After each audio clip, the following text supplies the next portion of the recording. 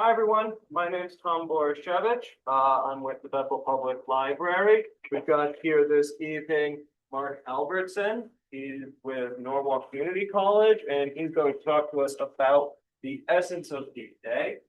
This is part of our 250 celebration, celebrating American greatness all the ways from the Revolution up until now. And the program is brought to us by the Friends of the Bethel Public Library and by the library board. No questions. Okay, thank you. So without further ado, Mark. Thank you very much. Anyway, good evening. This is the essence of D-Day, and D-Day is a particularly strategic invasion here. The idea was to finally get troops into northwestern Europe. And the United States really wanted to do this in 1942, and the British had to talk us out of it because the United States Army isn't ready for such invasions at this point. It's not ready for invasions, but the overall strategic significance for this is generally left out. Yeah, sure, those guys served Hitler as eviction notice from France and the Low Countries and got into Germany. But there's a lot more to it than that, because we have to understand that this war that ended in 1945 did not start in 1939. It started in 1914. That's when the war started. This is man's greatest industrialized, corporatized, commercialized war. And this war is, well, it's in a process known as levée en masse. And where I work at Army Aviation Magazine, I've written a little bit about this. The conscription of entire populations and economies for war. War is forever changed here. You can no longer fight a war now with just volunteers and professional soldiers. You got more factories now, right?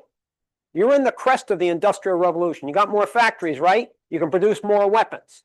Capitalism is fueling the evolution of technology. So each new mark of weaponry can reap an ever greater harvest of humanity. So this war that starts in 1914 didn't come to a conclusion in 1918. It did not come to a conclusion until 1922. Armistice Day and the Versailles Treaty of June 28, 1918, yeah, that stopped the fighting on the Western Front. There's Germany's falling apart. There's the Russian Revolution. The Poles invade Russia in 1919, 1921, the Russo-Polish War. And on top of that won't be over till 21, and then the Russian Revolution's over in 21. But at the same time, what's going on in the Middle East? The Ottoman Empire collapsed. And what are the Brits and the French doing? They're drawing borders in the sand. And they're creating these countries, Iraq, Syria, Lebanon, Palestine, Jordan. They weren't created by those people. They were created by the West. Then you wonder why you got a problem now. Shouldn't be hard to figure that one out. And on top of that, there was supposed to be no Turkey. In fact, in 1919, the Brits, the French, the Italians, and the Greeks carved it up. Anatolia, the Turkish homeland. It's called the Turkish War of Independence. Remember Kemal Ataturk? Some consider him the George Washington of Turkey. Well, what they did was they launched a war against the Brits, the French, the Greeks, and the Italians, and they threw them all out by 22. And there'll be no Kurdistan, and there'll be no Armenia. That was wiped off the map. And then for good measure, the Afghans threw the Brits out. Now the fighting's over with. But in 9 years, the war will be jump-started. 1931, Japanese invade Manchuria. 1933, January 30, 1933, Adolf Hitler is now the Chancellor of Germany. And keep in mind, it was given to him. He didn't take it. Let's understand that. 1935, Mussolini invaded Ethiopia. 1936, Hitler invades the Rhineland, which he's not supposed to do. That's part of Germany, but he cannot militarize it 50 kilometers from the French border. That is in the Versailles Treaty, so he violated that and got away with it. 36, the Spanish Civil War. Tune-up for 1939. 1937, Japan invades China. the beginning of an 8-year war here on the Asian mainland that's going to claim upwards of 15 million Chinese. 1938, Hitler absorbs Austria into the Reich, again violating the Versailles Treaty, and then for good measure in the fall of 1938, the Sudeten crisis. He's able to section off a part of Czechoslovakia and then claims this is the last territorial demand I have to make. And you remember you've probably seen the newsreel footages, Neville Chamberlain back in England waving the paper at Heathrow Airport, peace in our time. Well, what happened 6 months later to the rest of Czechoslovakia? Hitler dismembered the rest of it. Now nobody trusts anybody. And then in 1939, in fact, it's on the night of August 23, 24, 1939. In fact, I wrote an article on this in World War II History magazine. It's about 5,500 words on the Nazi-Soviet Non-Aggression Pact. And on that day, August 23, Joachim von Ribbentrop, Hitler's foreign minister, flies to the Kremlin, flies to Moscow. They have a meet. You know what he was doing before he was a foreign minister? He was a champagne salesman. That probably would have saved him from being hung at Nuremberg. But that night, 2:30 in the morning, he signs the Nazi-Soviet Non-Aggression Pact with Vyacheslav Molotov, the Soviet foreign minister. And after they sign it, Stalin's here. He proposes a toast. He has champagne poured. And he says to Adolf Hitler, what a fine fellow. He's not going to say that in 2 years. And Hitler and Stalin divide up Poland and wipe it off the map by October 5, 1939. Now the war's really jump-started. However, the United States stays out of it until December 7, 1941. Everybody thought, in fact,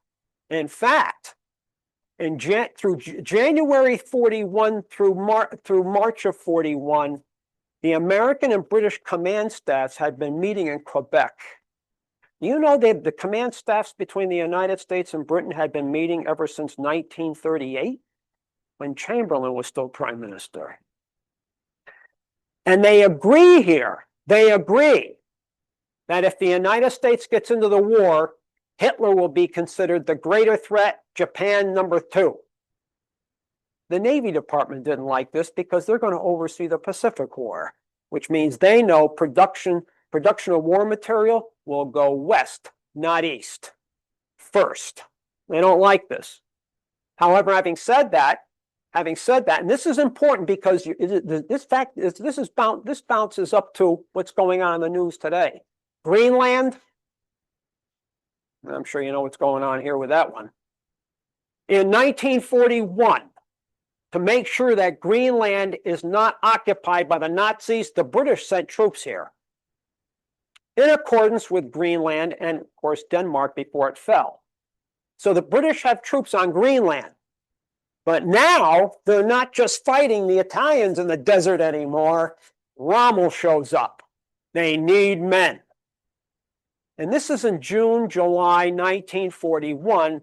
Churchill makes a deal with Roosevelt. The British need those men on Iceland. And Roosevelt says, okay, go ahead. And he pulls the troops off of Iceland, Churchill does, sends them to the desert.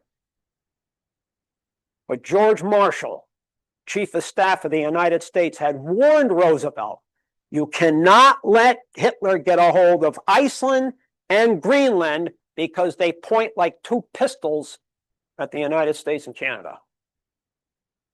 So on July 7, 1941, the United States Navy landed 3,718 Marines on Iceland. Now, this is 5 months before Pearl Harbor. You are now in the war. In fact, even before this, American destroyers, per Roosevelt's executive order, are now assisting the Royal Canadian Navy on convoys leaving Canada as far east as Iceland, where the British take up the escort. So the Navy's in the war. Now the Marines are. Well, December 741 comes along, and Japanese bomb Pearl Harbor. Now, this really is the turning point of the war. December 41 is the turning point. The reason it's the turning point on June 22nd, 1941, and this is a big one, Adolf Hitler threw 3,300,000 German troops against the Soviet Union. The greatest land war in modern times is on. This is the land campaign that will decide the land war for the entire Second World War. The land campaign was not decided in the Pacific, North Africa, Sicily, Italy, or France. Even after Normandy, France was a secondary front. The main event was on the Eastern Front. And don't be misled by the Soviets. Stalin's industrialization of the Soviet Union beginning in 1927 is one of the biggest secrets of Allied victory in World War II. For they will win this front, and largely on their own. Lend-Lease was only 10–12% of the Soviet effort. The United States made 295,000 combat aircraft in World War II. The Soviets made over 152,000.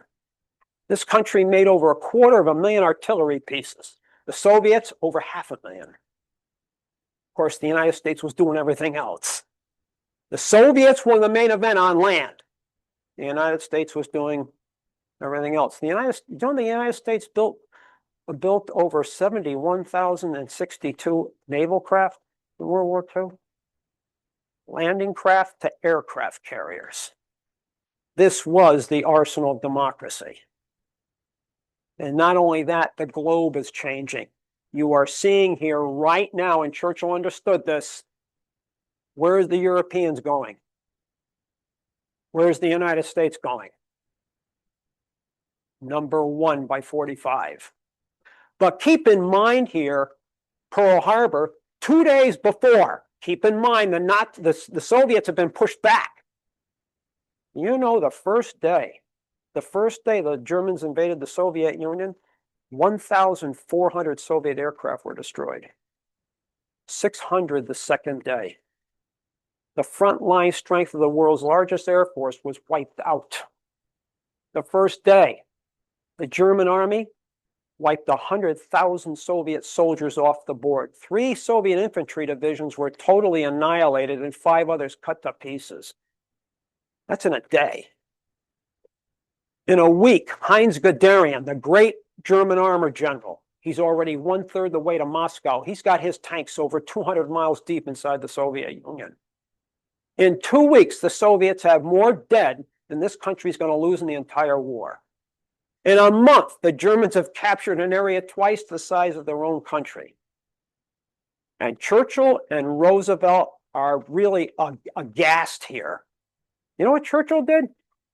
He went to Parliament. Now keep in mind, he is anything but pro-communist.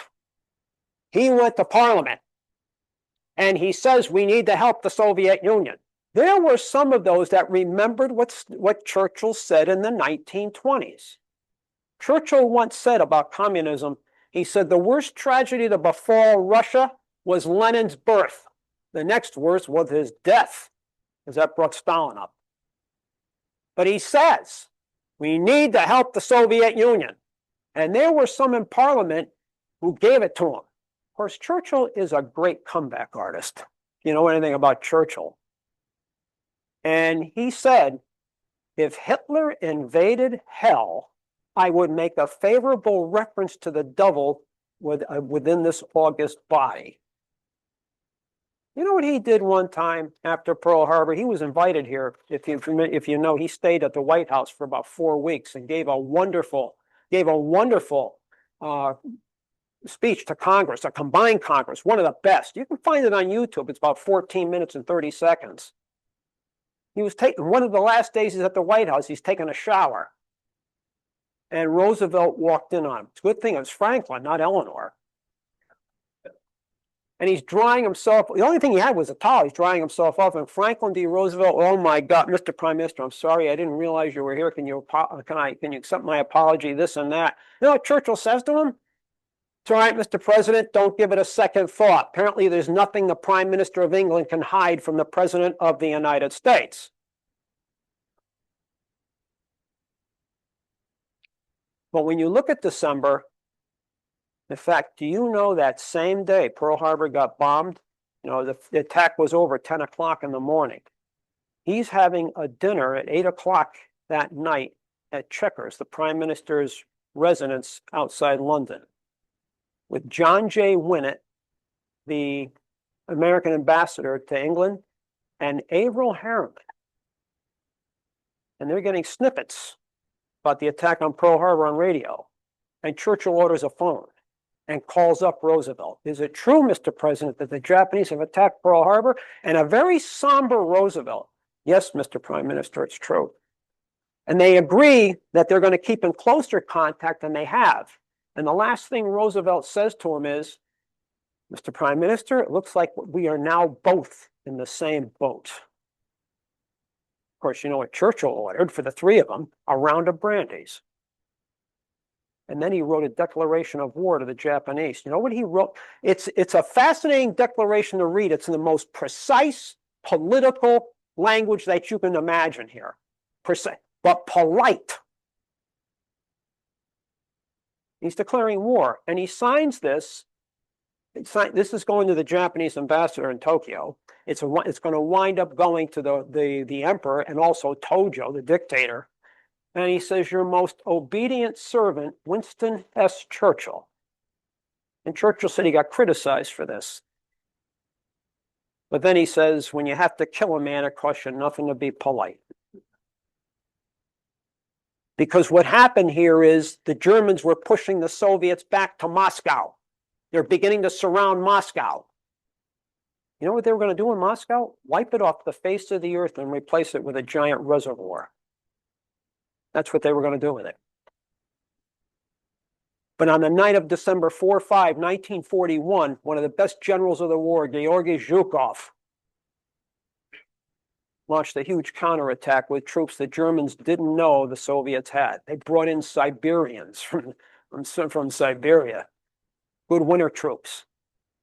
And they launched an attack on the night of December 4-5, 1941. And the temperatures are 40 degrees below zero. This begins an offensive that will push the Germans back 100 miles from Moscow. 2 days later, the Japanese bomb Pearl Harbor. It is now a global war of attrition.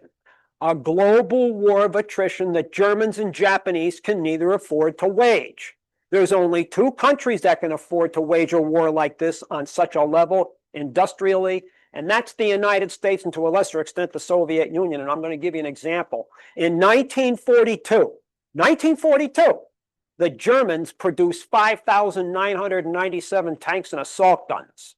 The Soviets from the Urals that year produced 24,668 tanks.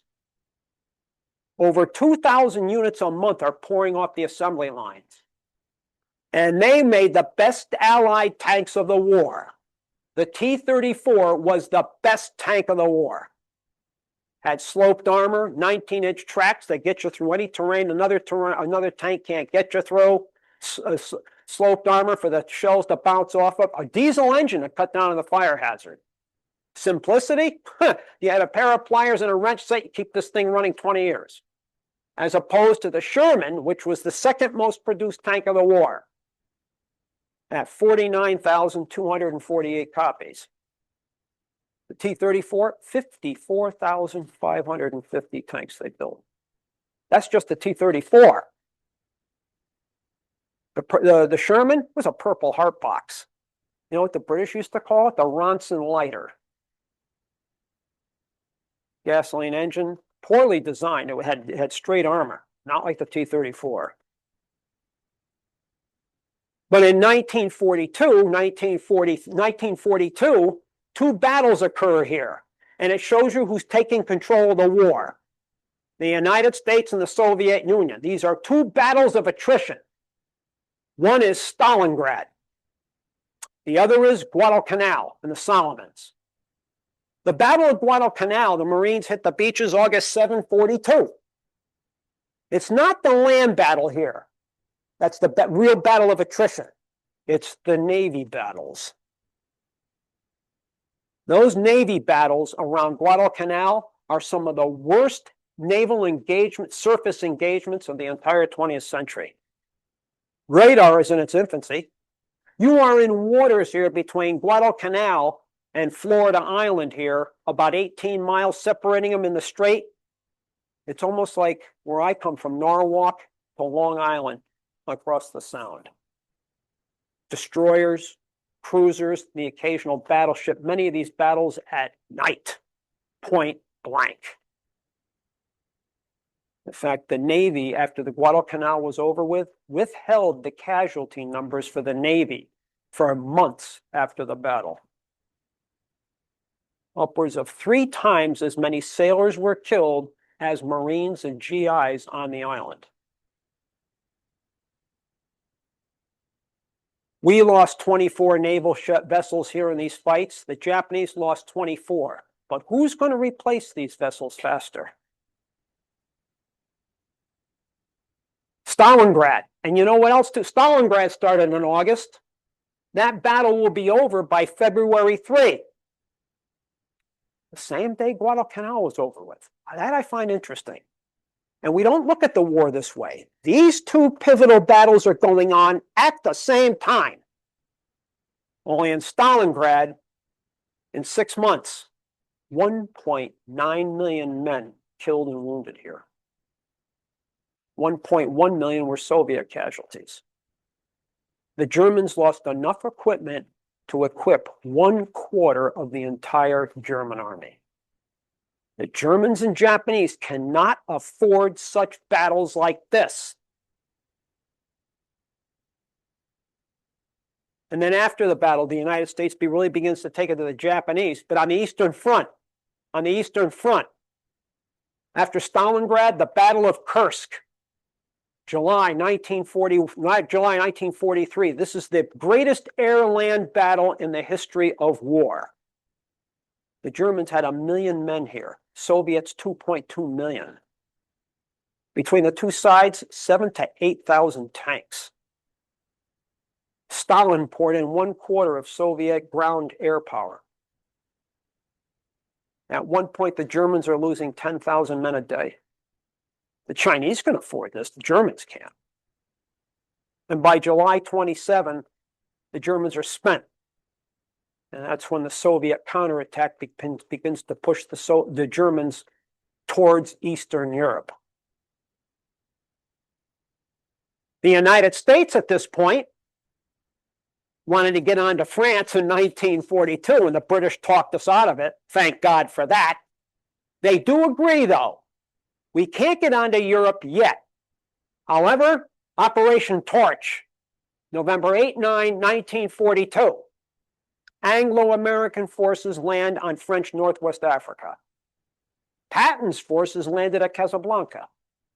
Montgomery had already beat the Germans at El Alamein in October of 42, and they're pushing west as the Anglo-American forces that landed in French Northwest Africa are pushing now east. And one American general said, we're going to squeeze the Germans until the pipsqueak.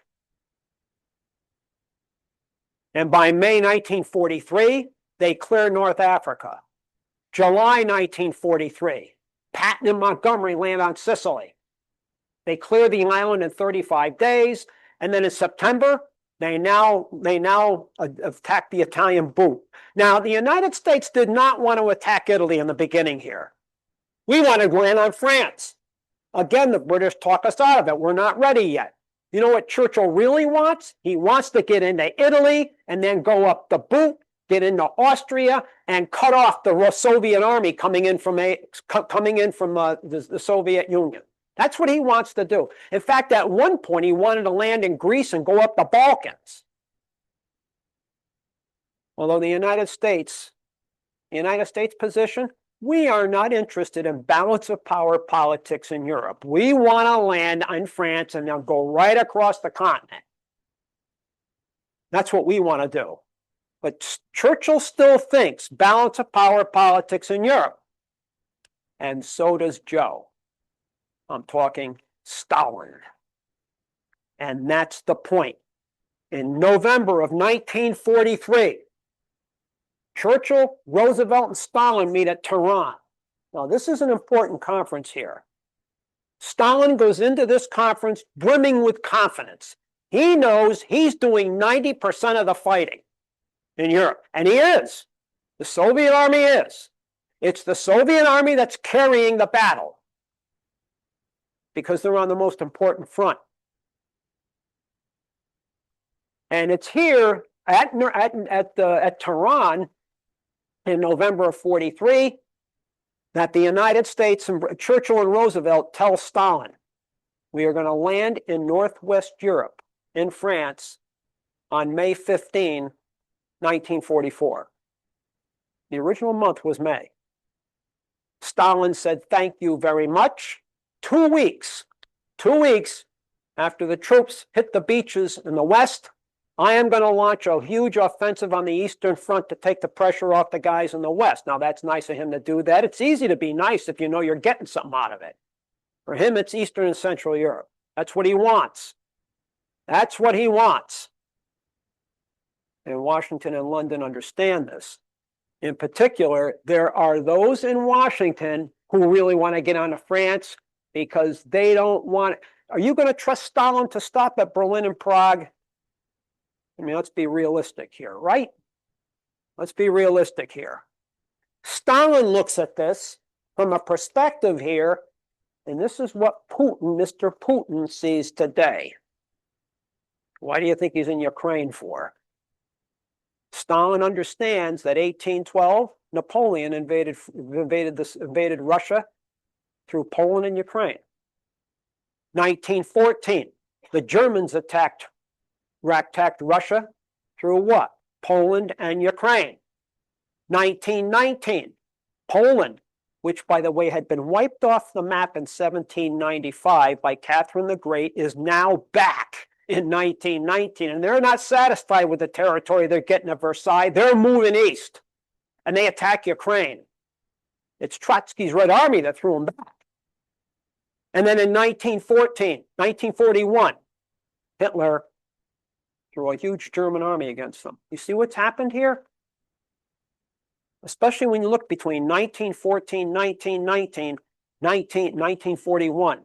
In that 31-year period, by 45, the Soviets lost over 30 million people.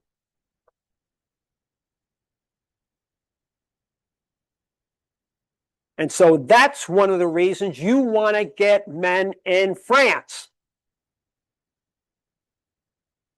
Because you're really not going to trust Stalin to stop. That's the problem. The farther west he moves that border, the better protected the Soviet Union is, or Russia, whatever you want to call it. Whatever you want to call it, it's still the same thing. Tsarist Russia, Stalin's Russia, Khrushchev's Soviet Union, Brezhnev's Soviet Union, Putin's Russia. That's according to George Kennan, if you're familiar with him. One of America's greatest foreign policy gurus, and arguably one of the best, if not the best, at the time of this war, the Russian specialist. And so now they're ready to go here, but they're not going to invade in May 1944. It's not until June 6, 1944. And the weather was vile. You got to give Eisenhower and his crew a lot of credit for this invasion because it was not guaranteed. They'll hit 5 beaches here: Utah, Omaha, Gold, Sword, and Juneau. Americans, British, Canadians. Now, let's not forget some of the French here too, the Free French, because they're going home to liberate their country. They're going to land troops by glider, crash land by glider, drop troops by parachute. The 82nd Airborne Division, the 101st Airborne Division, and the 6th British Parachute Division, the Red Devils. There's a man here named James Gavin. Maybe you're familiar with him. He was probably America's airborne soldier extraordinaire. This man dropped into Sicily, he dropped into Normandy, and he dropped into the bridge too far. Became a general at 37. Interesting man. He's an interesting man. He will write an article and I work in Army, I do historical research in Army Aviation magazine, and I got a lot of stuff from Gavin. He wrote in an article in 1946, the future of moving troops is really not the ground, it's the third dimension. Because what's coming on now? The helicopter. But he dropped into Normandy. The problem with Normandy is that some of these guys were blown all over the lot. Guys from the 82nd dropped in the drop zones of the 101st. Guys from the 101st dropped into the drop zones of the 6th, the British parachute units. You know, and these guys were well-trained. They're well-trained troops, paratroopers. And they're supposed to take certain objectives. If you hit the ground and you don't have the men that you thought you were going to have to take your objective, that's a problem. That's a problem. This is what Gavin's going to write about after the war. Sometimes silk is not the most accurate way to drop troops. And then he also says about the gliders after the war, most of them are made of plywood. Are they always reusable? No. That's the thing with the helicopter. It's accurate. Drop troops down and come back and pick them up. That's the point he's going to make after the war.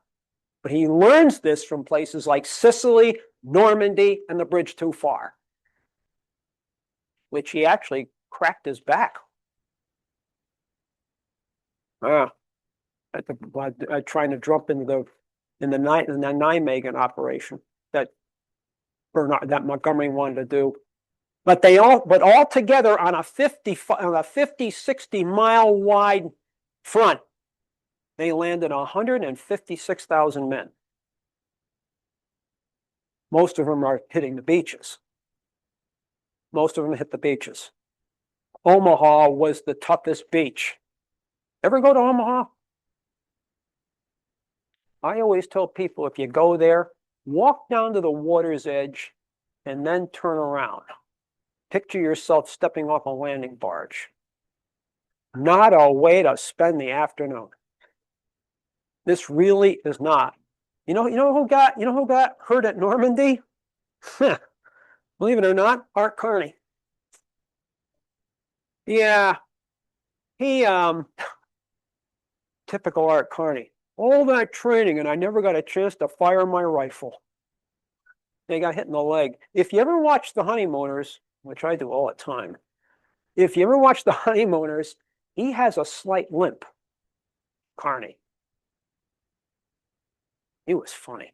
But here, yeah, 156,000 men on a front 50, 60 miles across. Do you know in 5 weeks, Eisenhower's going to have 800,000 men in France? But going to the other side of the front here, the Eastern Front, Stalin kept his word. And you can see it on these maps here. It's called Operation Bagration. Bagration is named, the operation is named for Peter Bagration, who was a Tsarist Russian general who died fighting Napoleon in 1812 in Russia. Only Stalin's not going to, this attack will not be launched on a front 50, 60 miles across. 450 miles wide, later broadened to 650 miles. It won't be 156,000 men. It will be 4 large Soviet armies consisting of 2,500,000 troops. Over 4,000 tanks, over 28,000 pieces of artillery, and over 6,500 Soviet aircraft. Up to this point, it's the largest Allied offensive of the war. And he picks the day, June 22nd, 1944, the 3rd anniversary of Hitler's invasion of the Soviet Union. He's ready to stick it to him. This attack lasts 8 weeks by the end of August. Out of 35 divisions of German Soviet Army Group Center on the Eastern Front of 800,000 men, 27 divisions are destroyed out of 35. 300,000 German troops are dead, over 250,000 wounded, and 60,000 of them taken prisoner. The Soviets are now into Estonia, Lithuania, Latvia. They're now in East Prussia. They have the First Army in Germany. They're in Poland. They're in Romania. They're in 6 countries. They're right outside Moscow, right outside Warsaw. They're only 350 miles from Berlin. And that's when the Warsaw Uprising comes up. The Poles rise up. They figure they're getting help from Stalin. You know what he did? He just sat there on the Vistula River. Let Hitler do my dirty work for me. And that's exactly what they did. In 8 weeks, 250,000 Poles are killed in Warsaw. And Stalin just sat there and waited. But the Western Allies, once they get off the beaches, now begin to move across France. You've got the Soviet army coming in from the Eastern Front. You know, the demarcation lines are agreed to at this point. Berlin will be taken by the Soviets, no matter what Patton and Montgomery want to do. That gets you into the history books. Churchill and Roosevelt did not want American and British troops going into Berlin because they knew what the cost was going to be. And that taking of Berlin will cost the Soviets 100,000 dead and 200,000 wounded. You know, Churchill always had those memories of what happened to the British Army in World War I. Passchendaele, the Somme, Ypres. And he knew the British population couldn't afford this again. So let the Soviets do it. You know, it's the old saying. How do you catch a thief? You use a thief. Who's the thief you want caught? Hitler. Who's the thief you're using? Stalin. But that always comes with a price. That always comes with a price. But from Normandy, they begin to move across France. They're eventually going to liberate Holland and Belgium and get into Germany. The important thing about Normandy here is, and it irks me that this is really not discussed. Sure, those guys risked life and limb to serve Hitler as eviction notice from France and the Low Countries. They did that. But they also won the first big battle of the Cold War. The world is changing here. No longer do the Europeans dominate the globe. Their time is over. In fact, you could see it at Yalta in early February 1945. You know, the Soviets are in Poland. The Allies are taking it on. We're taking it on the chin here at the Battle of the Bulge.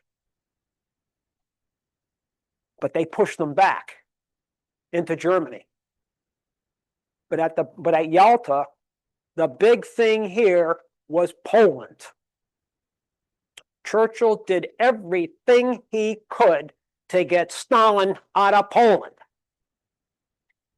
Every diplomatic trick he knew to get Stalin out of Poland. And it's not working. He even got down to the point where if you don't get out of Poland, the Vatican's not going to like it. The Pope is not going to, what are most Poles religiously? Catholic, right? If you don't get out of Poland, the Pope won't like it. And what's Stalin's rejoinder? How many divisions does he have? Who's the Pope?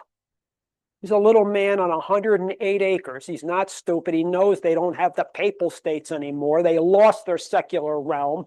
And now the Pope is just a bank. The Vatican's just a bank. I'm afraid of the Swiss Guard.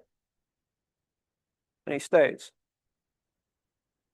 Averell Harriman, when the war ended and the shooting stopped, as our ambassador, he's virtually obligated to do this. There was a meeting here between countries and Russia and the Soviet Union, and Averell Harriman proposed a toast. in which he says, I want to propose a toast to the Soviet people for this great victory. And the Red Army and the Soviet Army for beating the German army. And for your leadership. Well, you know, you're schmooze, right? You know how this goes. You know what Stalin said? He should have said what? Thank you? You know, tell the United States my thanks and so on and so. No, he didn't. None of that. He looked back at Harriman with a face as blank as that wall. And he said, Tsar Alexander got to Paris. He got to Berlin. He's referencing Alexander I when they beat Napoleon. He got to Paris. Stalin got to Berlin. The important thing about Normandy is they got troops on into France and then Western Europe. Picture how the Cold War would have looked if T-34 tanks got to the Channel. Now what kind of Cold War are you looking at? Would have been a different world, huh? Sure would have. Now, some people say that's not true. I disagree. You know, the world is a map. The world is a chessboard. That's all it is for the big powers. And the quest is for what? Resources and land of strategic position. That's what these wars are for in the end. Because keep in mind what happened after Yalta. Roosevelt's dying here. You've probably seen photos of Roosevelt in February of 45 and newsreel footages, documentary footage, so on and so forth. Right after Yalta, the 11th of February, 1945, he's on the heavy cruiser Quincy. He goes to Bitter Lakes, Egypt. And he makes a deal with Abdulaziz ibn Saud. U.S. military protection for the kingdom versus preferential access to Saudi crude. And every president, be he Democrat or Republican, has catered to this agenda ever since. Guess what? Welcome to the Middle East. You are now the caretaker for the British Empire. Your job since 45 is to make sure that the resources go west, not east. Roosevelt's not stupid. He knows the two big winners of the war are the United States and the Soviet Union. They have the two industrial infrastructures that won this war, especially the United States. But what resource is it that really stands out here for an industrialized war? Oil. The United States and Soviet Union are swimming in it. The Germans, Japanese, and Italians have to go get it. You think it's an accident those Germans, Japanese, and Italians are going to lose the war? No, it's not. That's an essence of Normandy. Get those troops on the Western Europe so the West stays in the Western camp. Western Europe stays in the Western camp. You can get that by reading a map. Geography is a wonderful thing. Tells you a lot. It's too bad they don't teach it in schools anymore. I got it when I was in school. I don't know about some of you. I know I got it. I got civics too. Remember that? Yeah. But that, beg your pardon? Yeah. Oh, don't even start. But that's the essence of this. That's the Europeans are done dominating the globe. And so the second big battle of the Cold War, if you want to get down to it, well, we can't call it, well, you call it a battle if you want to. Well, it's Hiroshima and Nagasaki. Because that stopped the Soviets from gobbling up more of Asia. Keep in mind what they agreed to at Yalta. They didn't want large casualties invading Japan. So let's get the Soviets involved in the war in the Pacific. And Stalin agreed 3 months after the war, after Germany surrendered, they would get involved in the Pacific War. When Roosevelt died, the Truman administration is not a big fan of having the Soviets in the war in the Pacific. So one of the reasons you're going to drop the bombs, let's get this over with and avoid another political problem like we have in Europe. Again, the map is a chessboard. Geography tells you a lot. Because if you remember in the end, Germany will be divided into a 4-piece pie. Soviet Union, United States, Britain, France. But who oversees Japan? And we're going to do what we darn well please. We learned our lesson. But the essence of Normandy is that it's the first big battle of the Cold War. And it irks me that these guys, they did a lot more than risk life and limb to serve Hitler as eviction notice. They changed the world here. Of course, they don't know it. They don't know it. But when you take a look at what happened here, again, geography tells you, and that's what Stalin said. What Stalin said to Averell Harriman. It's a dead giveaway. The farther he pushes that border west, the more protection Russia has. Take a look at what Putin is doing right now in Ukraine. Same story, different year. Anybody have any questions or observations or comments about this? Yes. Oh, yes, I have a question. So, Mm-hmm. during World War II, here's the thing. So during World War II, I know that during D-Day, there were those C-47 sky trains like pulling those gliders in Gliders. and airdropping the troops. And they were using bombers too to pull some of the gliders. Yeah, like B-17 flying fortresses. And Halifaxes and Lancasters too. Oh, Halifax. Yeah, the Halifax page. Mm-hmm. Yeah. Yeah. They use them too. Yes. So during Normandy, like what was like which beach had like the worst anti-troop fire? Omaha. Omaha Beach. At one point, there was even talk about pulling the troops off the beach. You see, when they landed on those beaches, they all have to move together inland. You can't have one beach where the troops are not moving, because now you've opened up two flanks. That's a problem.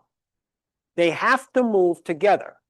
That's why at Normandy, those poor guys getting off those landing craft and trying to get up that beach to the bluffs, they paid a heavy price for that. They paid a heavy price, although almost any landing is no fun.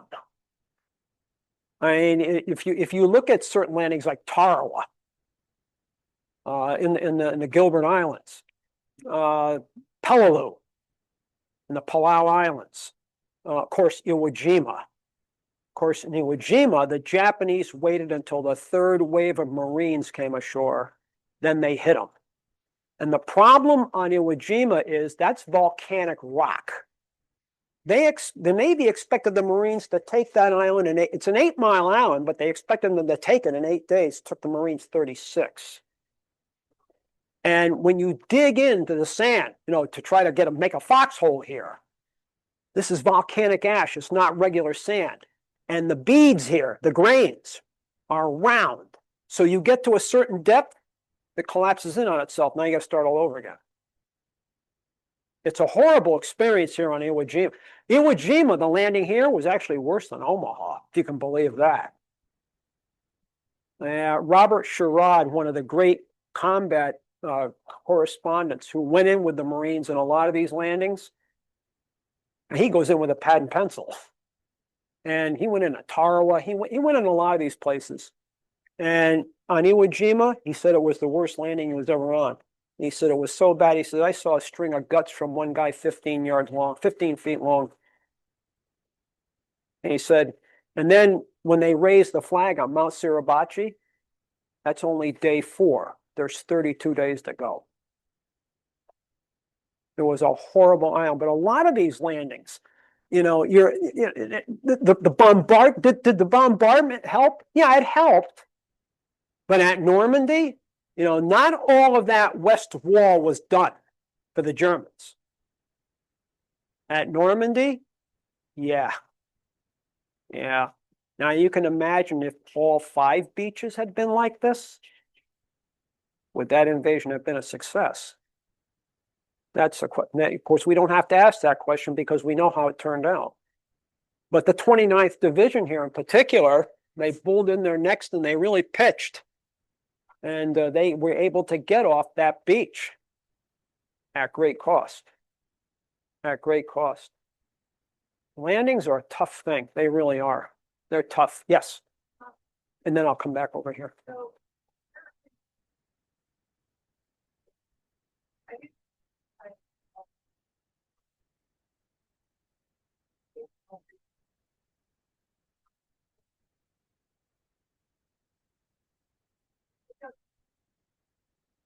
Because the Russians were told with the collapse of the Soviet Union, they were told that we were not going to spread NATO east. There's nothing the Russians could do about the Germans, because now West Germany is allied with East Germany. They're coming together, so the whole country will be NATO. Okay, they can accept that. They don't like it, but they can accept it. But they were under the impression we were not going to spread NATO into Lithuania, Latvia, Estonia, Poland, so on and so forth. And that smacks of that. That's been characteristically their backyard or front yard, if you will, whatever. I mean, look at it this way. If the United States Southwest had been invaded 3 times through Mexico, you honestly believe Mexico would be a sovereign state today? Our border would be on the Guatemalan frontier. That's how big powers work. That's how they work. The globe is just a chessboard. In fact, there's a good book you might want to read if you're interested in this by Zbigniew Brzezinski, who wrote a book called The Grand Chessboard. What's the big thing with great powers? Resources and strategic position. It's been going on since the Egyptians, for crying out loud. And man always goes to war here if he can't get what he wants, financially, economically, whatever the case may be. Yes? That sort of brings me to the question, Russians overextend themselves.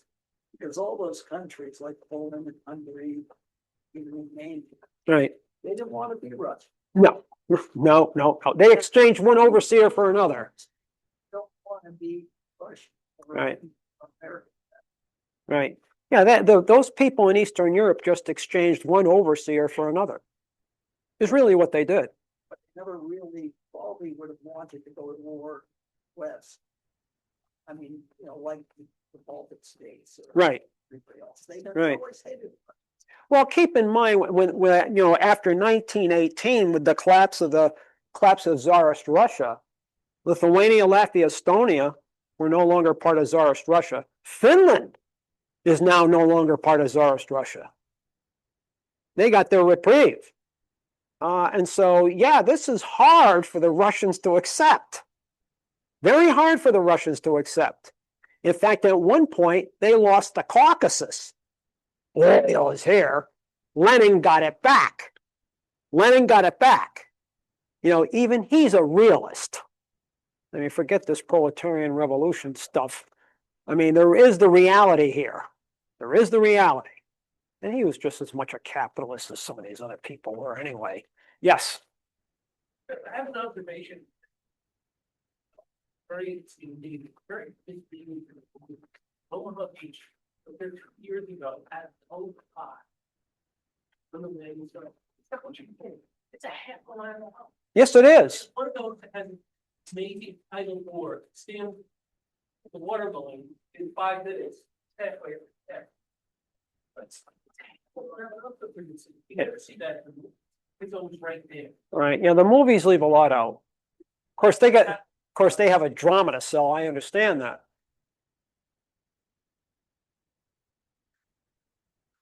Right.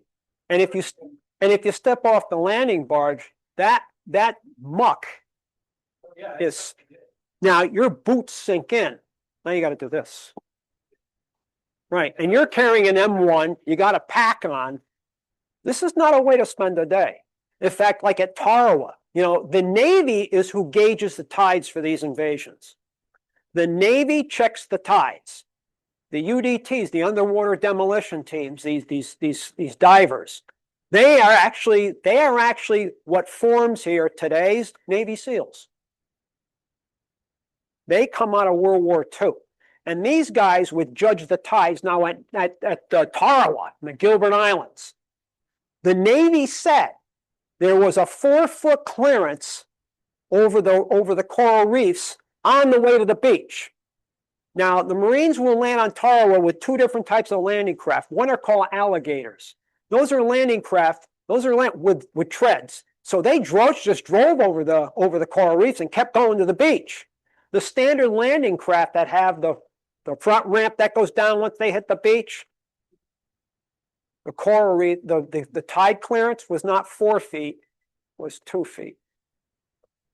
And these landing craft got hung up. These Marines had to get out of the landing craft and wade to the beach, and water sometimes up to their chest. Now, what do you think the Japanese are doing here? In fact, when Robert Sherrod, that correspondent I was telling you about, went in on the second day at Tarawa, he was stuck behind the coconut logs like the Marines. They couldn't get off the beach, some of them. And he said the tide went out, and he took a look at the flats, all the dead Marines on the flats. It cost the Marines 1,000 dead in 3 days and 2,000 wounded to take that 1 mile island, a 1 mile island. And then on top of that, there were over 4,000 dead Japanese. In fact, Richard Tregaskis, he wrote the book Guadalcanal Diary. He went in with the Marines on Tarawa. Yeah, I got that book too. In fact, I always, as a kid, I liked the movie with Lloyd Nolan. Yes, and Taxi, taxi driver. He went in with the Marines, and he said in fact, the interview's on the World at War. The interview was done in 1972, so it's 29 years after the invasion. He said, being on that island, he said, you're 2 degrees off the equator on a 1 mile island with 5,000 dead guys. How do you think that island smelled? He said, I have a stench in my nose. The memories conjure it up. And he says, 29 years later, I still have it. I mean, that's what you're asking these people. I mean, going back to what you said before about, what the movies really don't show. I mean, talk to some of these guys. You're in the jungle fighting. These guys that were in World War II, or Korea, Vietnam. I mean, you're in a combat situation. Some of these guys, they mess themselves, they urinate on themselves. You don't find that in the movies. You don't find that in the movies. So you're asking these people to do an awful lot. And I find it particularly irksome that sometimes this is forgotten. You're asking them to do a lot. You really are. I mean, would you want to do this? By choice, no. And yet, many of these guys would do it again. One of the areas was sort of a valley that they could get up through. Right. Which was highly defended. Yes, it was. Why don't they try to go? I guess eventually went around up the hills and around there. Right. Well, yeah. Well, why couldn't the generals figure that out?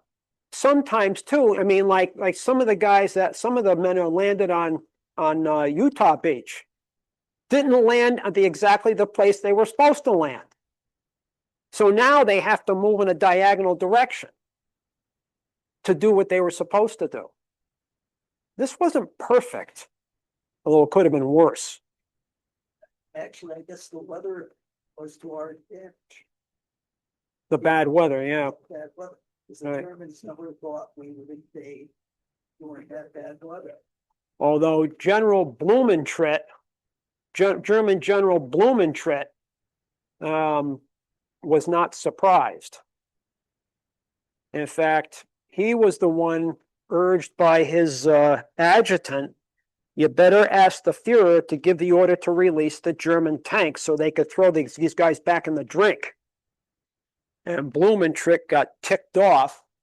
He says, I should ask this Bohemian corporal? Because Hitler liked to sleep at noon. Now, these guys landed in the morning. And Hitler isn't going to want to get a phone call here.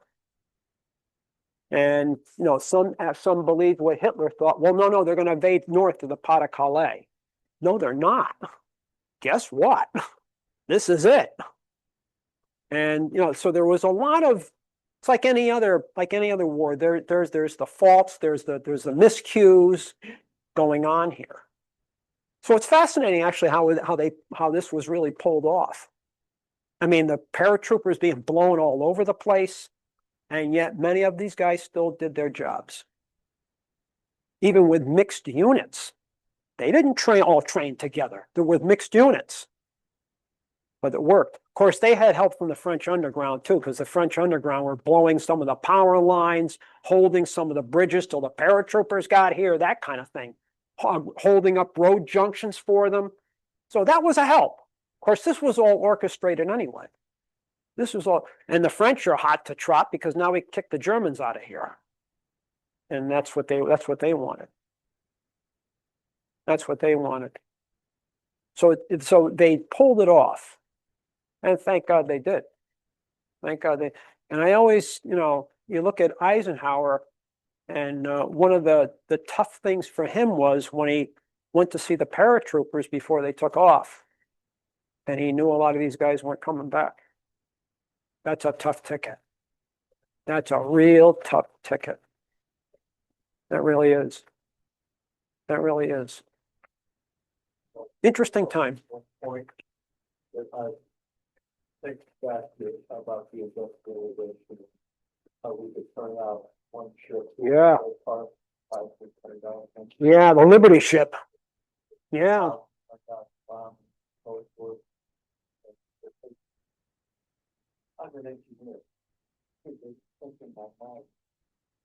How they have to pull that off. You know, the slide rules come to favor. They didn't have to prove it. Right.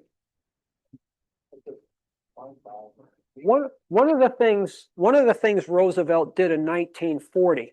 Keep in mind, Roosevelt's the president, but he had been under Secretary of the Navy in 1917-18, and he knew how unprepared the United States was back then. The three big things we gave the Allies then: money, well, all we do is print that. Men, you don't have to make them, and oil. All you got to do is pump it. Those are the three big things. And however, you know, when we got into the war, because we're the world's #1 industrial power now, and the French, after April 6, 1917, the day of the Declaration of War, the French thought, gee, this is great. We're going to have 22,000 tanks next summer. You know how long it takes to convert from a peacetime to a wartime economy? You ought to know that because you're an engineer. It doesn't happen like this. You know how many tanks we sent to France by the end of the war? 21. 21. The Americans are driving British and French tanks. We never mass produced a plane for the war. And artillery pieces? According to the United States Army, in fact, I have the Army study that was done in 1919. It's about this thick. And in that study, it said that the American GIs and Marines, for the time we're in the war, used 2,251 artillery pieces. You know how many were made in America? 130. This is what Roosevelt remembered. And so in 1940, he came up with something known as the Defense Plant Corporation. Now, this is a fascinating concept. He wasn't convinced that even America right now did not have enough factory space to build all the weapons that we need. And so he created a corporation, government corporation. Guess who the guess who the stockholders are? The taxpayers. And what they did was they built millions of square feet of factory space, and then business would lease it, and then create the factories on the factory space, and then go ahead and build all the weapons. Right, right. Yeah, in fact, when the Marines hit the beaches at Guadalcanal, at this point, 90% of what was being produced was going to the European theater. Only 10% was going to the Pacific theater. So when the Marines hit the beaches, Operation Watchtower, it's called, the Marines called it Operation Shoestring. In fact, they were using captured Japanese wire to surround Henderson Field, the airfield. In fact, I had a fellow who lived across the street from me, John Stabell. He was a hell of a nice guy. He was a World War II Navy vet. Like my father was a World War II Navy vet. He was a radio man. But John Stabell was a Seabee. He was on Guadalcanal almost from the beginning, fixing with the Seabees, fixing Henderson Field. He said, I was driving a Japanese roller. I didn't have an American roller. I had a Japanese roller. We're eating Japanese rice twice a day. Although the good thing is we found a lot of Japanese beer. Of course, how are you going to keep that? How are you going to keep that cold in the Solomon Islands? Not going to happen. But yeah, I mean, they just weren't. I mean, it wasn't as bad as 1917. But still, it wasn't really till 43 that the Pacific is really catching up to the European theater, getting what they want. And that makes a difference, a big difference. Interesting. Interesting.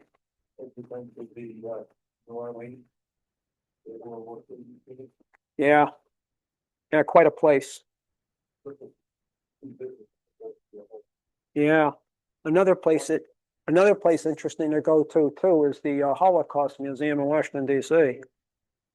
Yeah, that's a sobering experience. Yeah.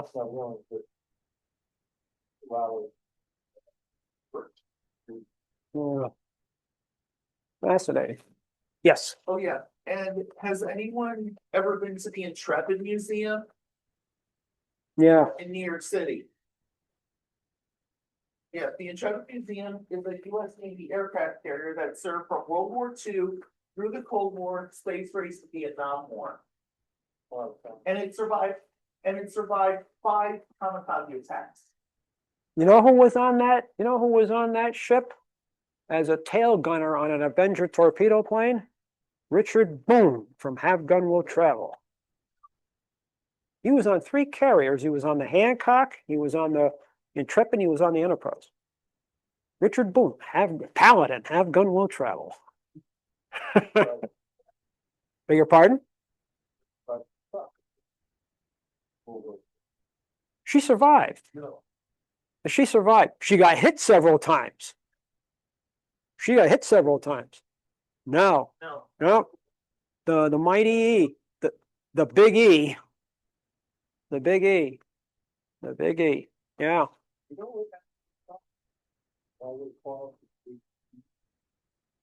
I found out how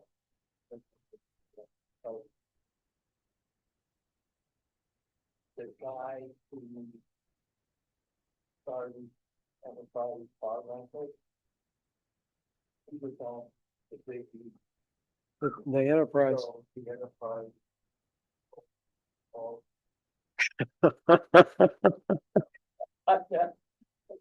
From one of the guys who worked directly for him.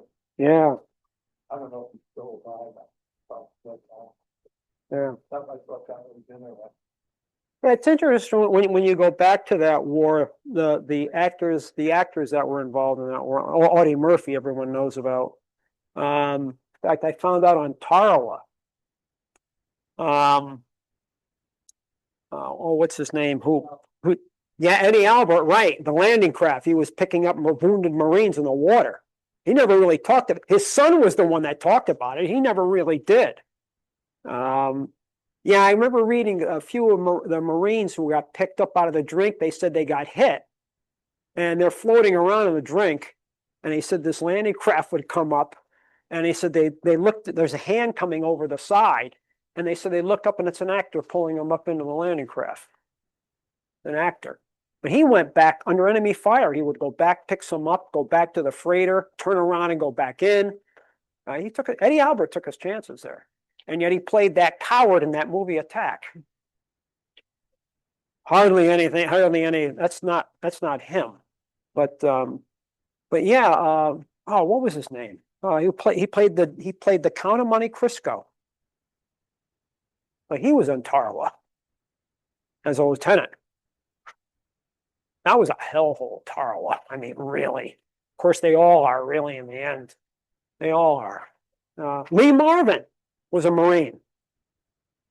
And he got badly wounded in Iwo Jima. He was laid up for 17 months. And he got a 100% disability check from the United States government. Look at the movies he made. And another interesting about him is he was 18 and his mother, she had her son, Lee, in the Pacific.